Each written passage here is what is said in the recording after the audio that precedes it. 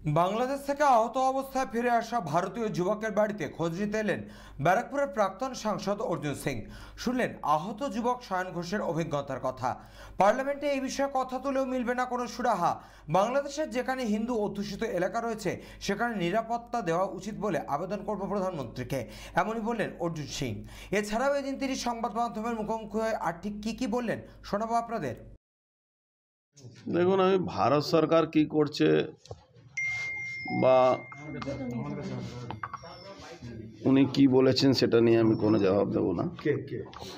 যে রাজ্য সভাপতি এসেছিলেন, ওনার কথা আমার জবাব দেওয়ার কোনো মানেও রাখে না।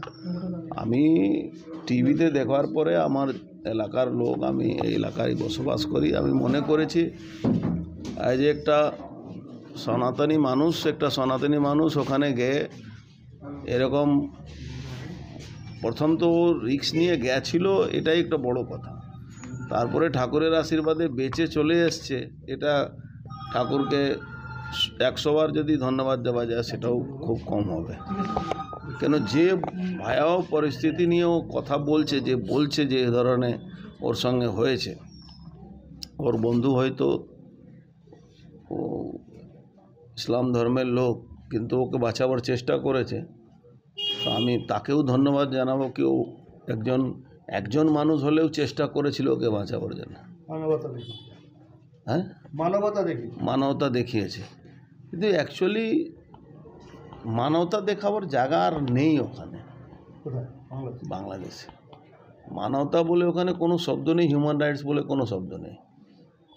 যেখানে স্টিচ করাবার জন্যে মানে যতই শত্রু হোক, ভারতবর্ষে এমন কোথাও ঘটনা ঘটবে না যে শত্রু হলেও যদি উন্ডেড আছে তাকে হসপিটালে নিয়ে যেতে স্টিচ করতে দেবে না, হসপিটাল ঘোরাবে।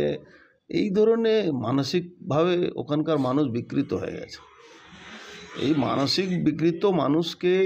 মানসিকভাবে যারা বিকৃত হয়ে যায় তাদেরকে সোজা ভাষায় বোঝালে কিচ্ছু হবে না। এবার এই ভাষাটা কি হবে সেটা যে লেভেলের ব্যাপার আছে, সে লেভেল তো আমাদের নয়। দেশ কি ভাবছে, আমাদের দেশ ওখানকার সনাতনী হিন্দুদেরকে বাঁচাতে পারবে কি পারবে না, কি ধরনের চেষ্টা করছে, সবটাই আমাদের কাছে জানা নেই কিছুটা।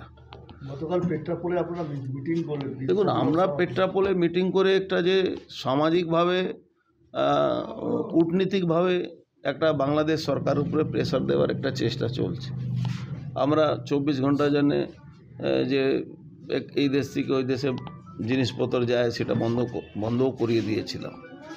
আমরা সব রকম চেষ্টা করছি, কিন্তু একটা আন্তর্রাষ্ট্রীয় ম্যাটার হয়ে গেছে। সেখানে খুব বড় লেভেল চিন্তাভাবনা না করলে ওখানে সনাতন ধর্মের মানুষ বাঁচতে পারবে না। ইভেন যে কথাটা সায়ন বলছিল কি, যে ছেলেটা যে ওর বন্ধু ছিল, মুসলিম ছিল, তার বাড়িতেও গেছিল, তারা চেষ্টা করে যে তাদেরকেও ওরা এমন পরিস্থিতি করে যে তাদেরকেও মারধর করবে। ইন্ডিয়ান হিন্দু বলে না, যেহেতু ওর বাড়িতে গিয়েছিল একজন মুসলমান, কেন ওকে ডেকেছে এইটা নিয়ে ওর উপরে ক্ষোভ ছিল ওদের।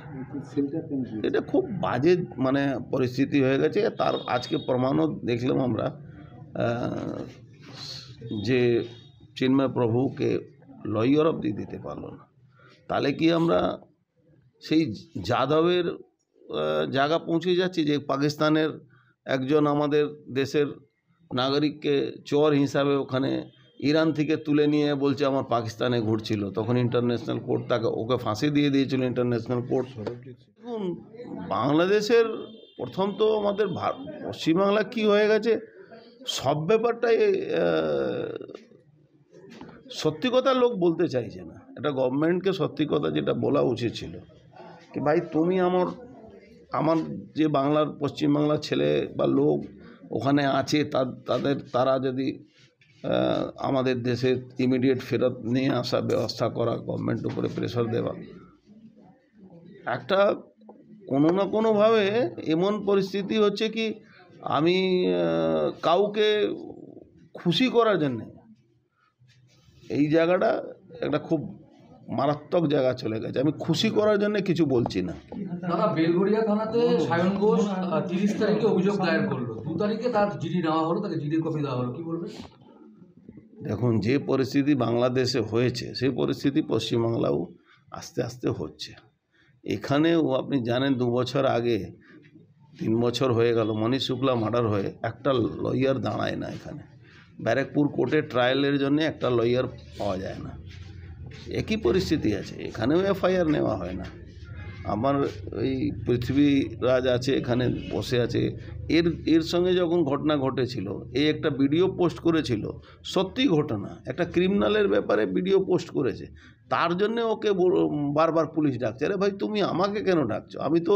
আমি তো প্রমাণ দিয়েছি, মানুষ দেখেছে, তোমরাও দেখেছো, মিডিয়াও দেখেছে, প্রশাসনও দেখছে, তার জন্য ওকে বারবার ডাকা। আমি ওর বাড়িতে গিয়েছিলাম, আমি বললাম যদি এবার বলে কি কোন সূত্র ছিল, আমি বললাম বলবে অর্জুন সিং আমাকে দিয়েছে। সায়নের পরিবারের পাশে কীভাবে থাকছে? না, সায়ন খুব একদম খুব কম বয়স ছেলে। আমি তার পরিবারের কাছে আমি বলবো ঠাকুরের আশীর্বাদ, ওনার ছেলে ফিরে এসছে।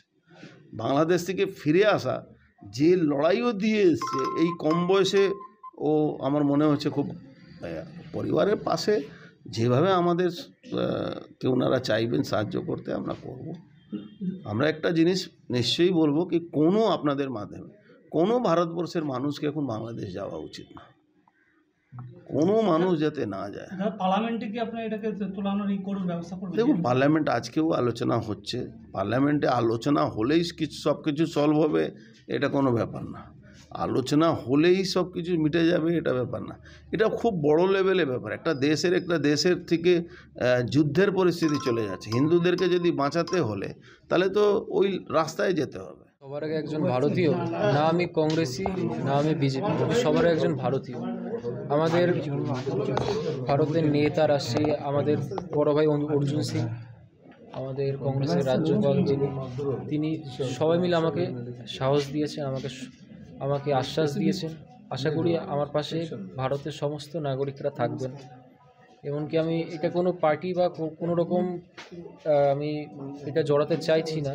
আমি শুধু চাইছি যেন আমার পাশে সম্পূর্ণ দেশ থাকে এবং দোষীদের শাস্তির জন্য সাহায্য করে। Bureau report, channel 24/7।